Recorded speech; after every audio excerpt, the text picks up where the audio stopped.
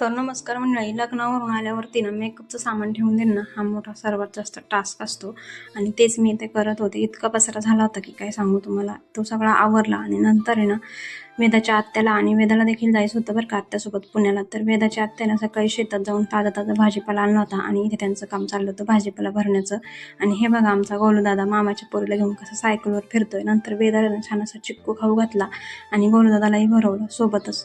आणि नंतर आहे ना ते निघाले होते पुण्याला जाण्यासाठी. नगरच्या आत्तूबाईला सोडून ते जाणार होते पुण्याला आणि वेद आहे ना इतकी आनंदात मला बाय बाय करत होती बघा.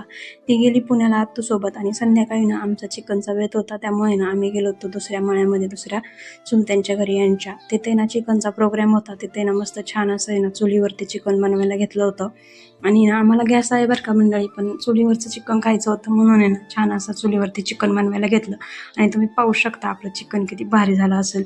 नंतर आहे ना जेवढे काही जे जण चिकन खातात ना तर त्यांच्यासाठी छान असं चिकन बनवून झालं होतं आणि मस्तपैकी सगळे जेवायला बसले होते.